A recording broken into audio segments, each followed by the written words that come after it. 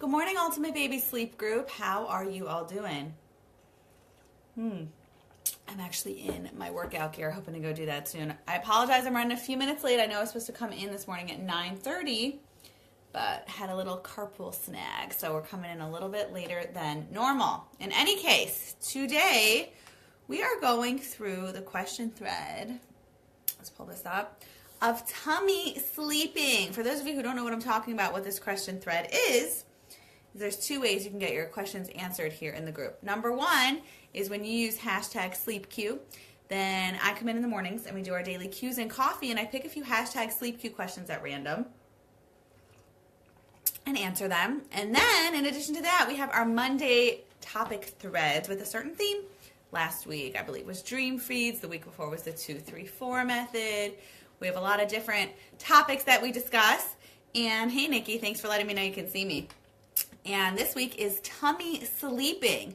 So this is like a very controversial topic, and I am never, ever here to replace medical advice. Just want to throw that out there first and let you know. Of course, when you ever have questions about your baby's health, your child's development, always ask your doctor.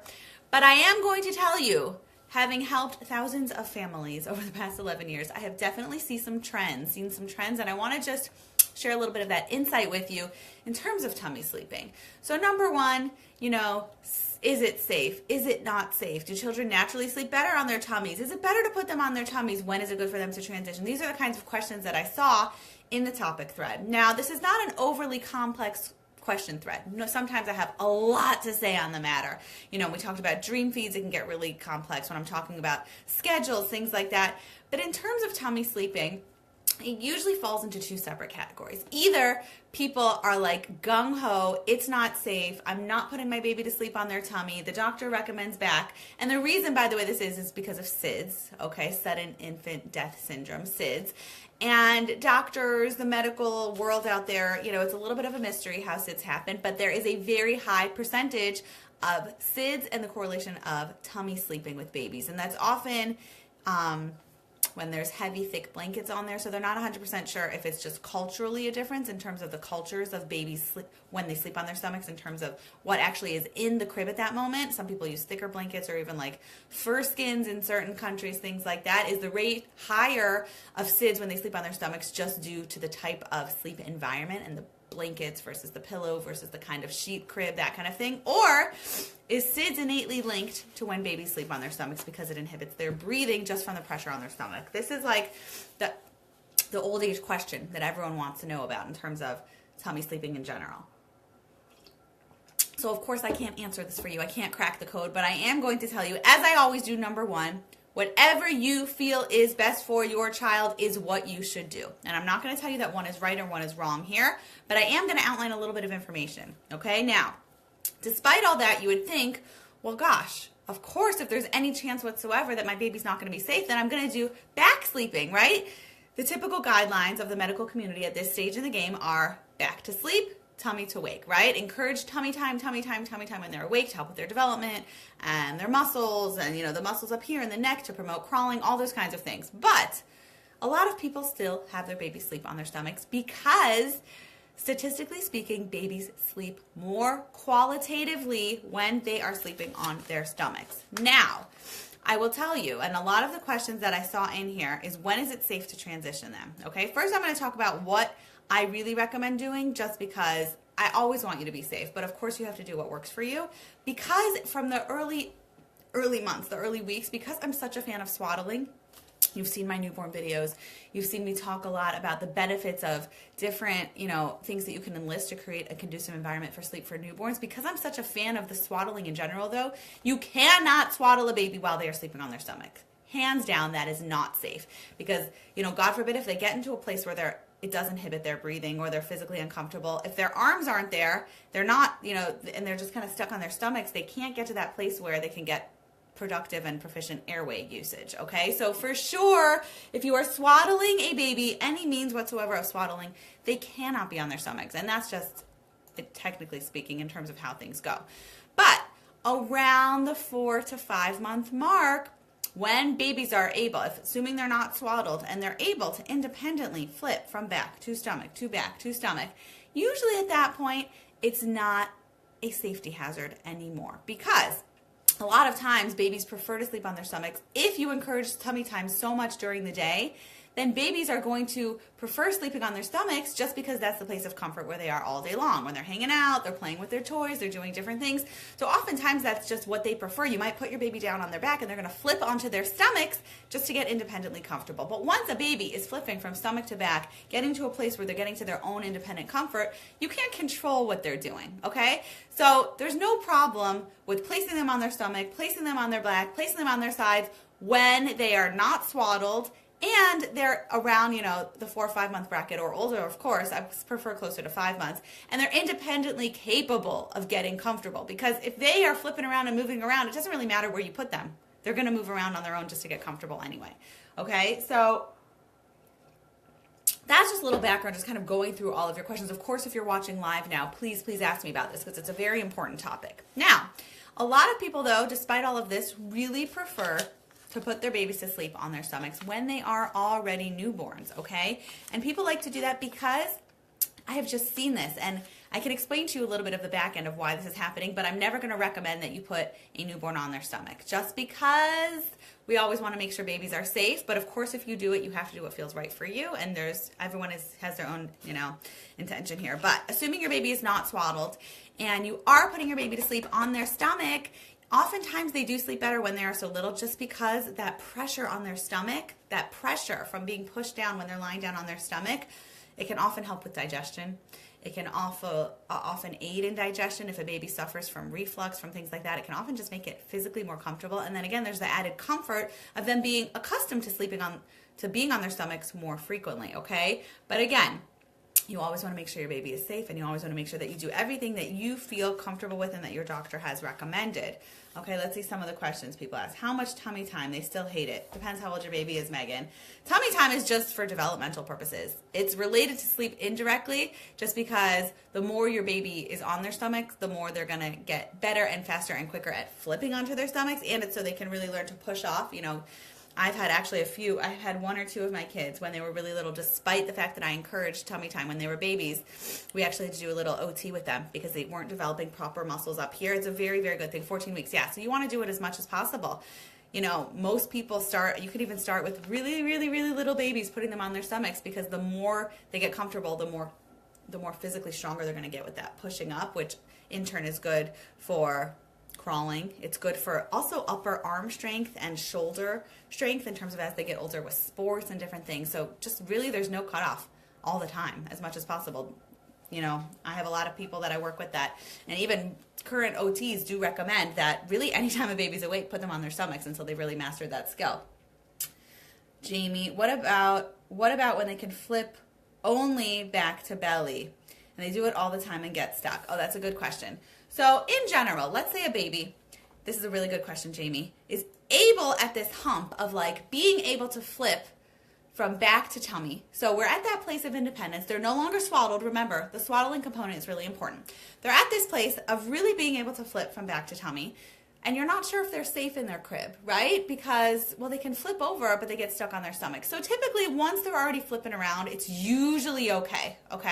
That's what doctors recommend, is that once they already have some independence of flip, usually they're already okay at that point. But you can teach a baby, and you can really, really speeding up the process by practice, Jamie. What I recommend doing is when your baby's on their tummy and you want them to learn to flip onto their back, make it a game. All the time during the day. Put them on their stomachs and try to, it's not so graceful when babies learn to flip onto their backs. Excuse me. I have a cold this morning. When they're on, whether you start with the arms and then work your way down to the legs, or the legs down your way down to the arms, usually it starts at the top of the body. Flip your baby over and make it a game, and practice it and practice it and practice it and practice it over and over and over and over and over all day long. And eventually their muscle memory will start learning how to do it, how to get better at it. And because of that, they'll learn a lot faster than if you just kind of leave it to the place. And your baby will decide what's more comfortable. Some babies innately prefer to sleep on their backs, and some babies just prefer naturally to sleep on their stomachs. There is the adverse side. I'm going to give you, so that's kind of the pro sleep on their back side in terms of just being extra careful. But I will tell you, a lot of people also, there is obviously contradicting opinions always with everything. And a lot of people don't like when babies sleep on their backs all the time because it puts pressure on their heads and can actually have that like flat head that doesn't, it does happen. It does happen too. I know there might even be a medical term for that. I don't think it inhibits anything developmentally other than the fact that the back of the head actually can start to get a lot flatter when a baby is constantly sleeping on their backs. So that school of thought says, no, tummy sleeping, there's no correlation. And I'm not here to tell you what's right or wrong. I always want you to just be educated and make educated decisions.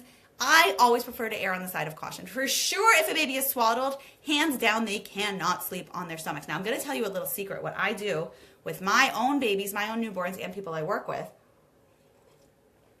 is if you have, like I've had babies, excuse me, that have horrific reflux, puking up, spitting up, and you don't always want a baby sleeping on their backs, right? When they're little, but you want them swaddled. So what I actually do, this is a trick, okay? They sell these things, and you don't even have to use these. You could do something a little more makeshift, but I'll tell you what you can actually use.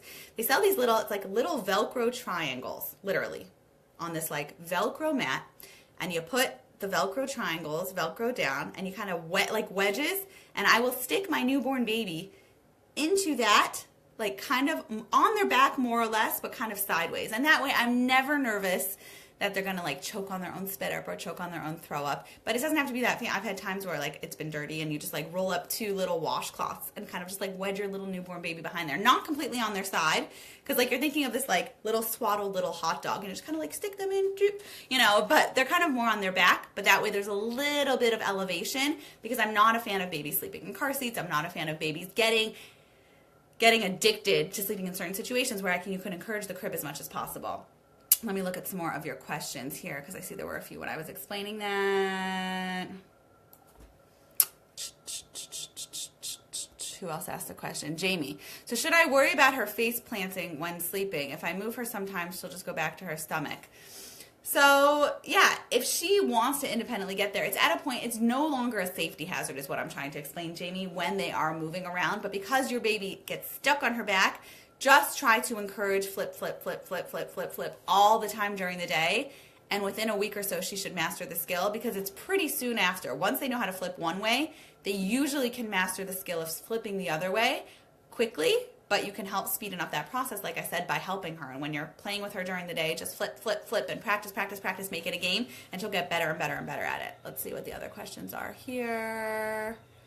Let's see. Okay, I think Lim had a question. Can we put a blanket for them? Thin muslin material. So I'm going to tell you, just always to err on the side of caution, I don't recommend putting blankets on little babies. If they're swaddled and their arms are like totally not there, and they're very, very little, and they can't actually get the blanket over their face, so fine.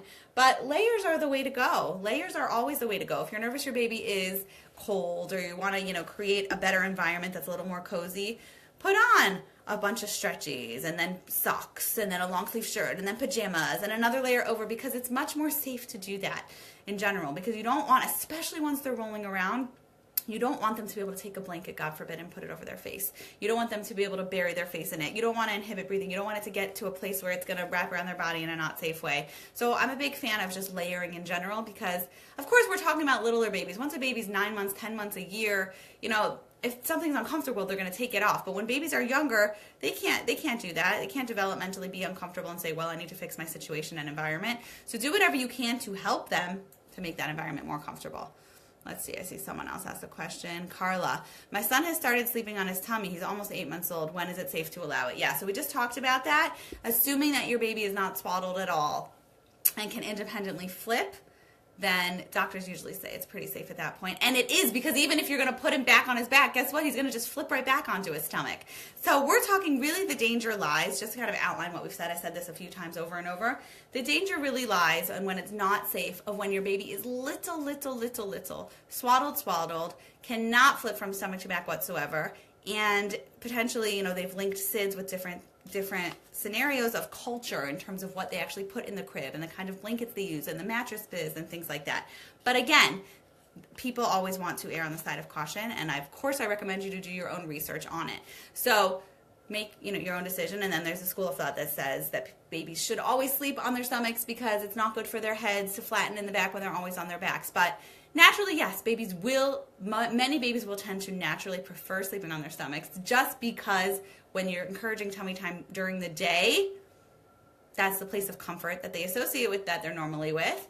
But just do your research. This was just to outline a little bit for you because a lot of people get very nervous once their babies start sleeping on their stomachs, even when they are already able to flip all over the place. People get nervous. Of course, always check with your doctor. Always check with your pediatrician. But the general rule is if your baby's independently getting comfortable, you can't control the way they're going to be sleeping anyway, right? Jamie, I understand not sleeping on their tummy when swaddled. Do you have any suggestions for swaddle wearing for this time when they start to figure rolling over? Yes, I do. Watch our video on swaddling, Jamie, on swaddling, excuse me. Gonna talk to you about a lot. First of all, I generally don't recommend swaddling babies past the 3.5 month bracket. Maybe 4 in general. But if your babies does start to flip and they are still swaddled, you want to start phasing out that swaddle, which I talk about in the swaddling video. Getting one arm out and still keeping them swaddled under here, and then getting both arms out so they can get used to these arms flailing all over the place and independently get comfortable, because it gets to a point where swaddling can actually become a safety hazard when your baby's trying to move around and it inhibits their movement, and then it can become a danger, right? Caitlin, how do I help them not wake up from rolling back and forth?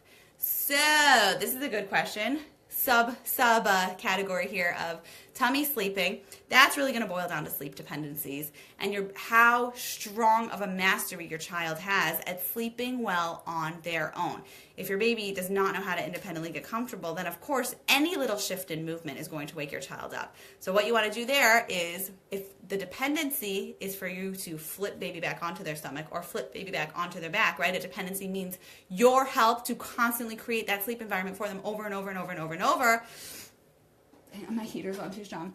So if your baby has that constant dependency on you, then you got to try to figure out how you can alleviate that, phase off of it, and your baby can learn to sleep without such a strong dependency on you. Because otherwise, until they really master the skill of flipping and independence in general, they're going to have a really hard time sleeping, right? Because the second they get physically uncomfortable, it's the same thing with the pacifier. The second the pacifier comes in, they want mommy to pop it back in. So until they either learn how to replace it on their own or learn how to not be as dependent on it, a child's going to continue to wake up throughout the night or throughout the naps or not be able to get comfortable, right? Because it's just nature of the game that they're relying on an outside source to get independently comfortable. So it's the same thing with flipping here.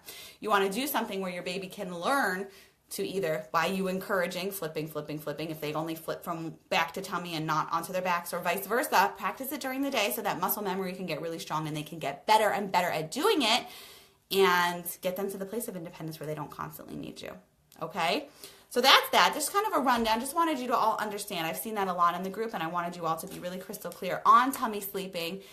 Is it safe? How does it correlate to SIDS? When can you do it? When can you not? Of course, at the end of the day, check with your doctor always.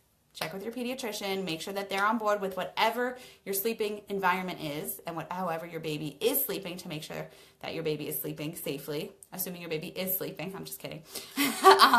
And just do what you can to be educated on the topic so that way you can always keep your baby safe and not worry. But remember that babies also have their own brains, and they also have their own opinions, and they also have what they like and what they're comfortable with, and you can't control them, but you can create the best environment for them to help them respond positively and in a healthy fashion. Okay, so have a great weekend. That is really it for today. We'll be back on Monday with our hashtag Sleep Cues and Coffee with some other announcements that will be going on here in the group. But that is that.